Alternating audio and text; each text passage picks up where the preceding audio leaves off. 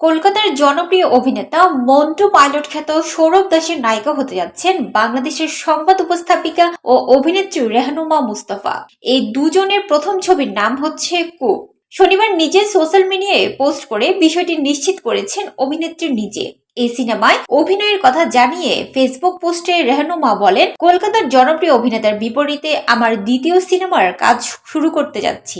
অবশ্যই বিষয়টা অনেক বেশি ভালো লাগার। ছবিটি পরিচালনা করছেন জাকির হোসেন সীমান্ত এবং সাইফুল ইসলাম অনিক। কুক চলচ্চিত্রে এছাড়াও থাকছেন শহীদুজ্জামান, সেলিম, নাদের চৌধুরী ও সাজিদ মোহাম্মদ। সত্য ঘটনা অবলম্বনে চরম সাসপেন্সে ভরপুর এই চলচ্চিত্রের গানেও থাকছে বিশাল ধরনের চমক। রেহনুমা মুস্তাফা, তিনি সংবাদ উপস্থাপক, জনসংযোগ কর্মকর্তা, মডেল, ছোট পর্দার অভিনেত্রী, পিএইচডি গবেষক। এত সব পরিচয়ে ছাপিয়ে নতুন করে সিনেমার নায়িকা হিসেবে অভিষেক ঘটতে যাচ্ছে তার।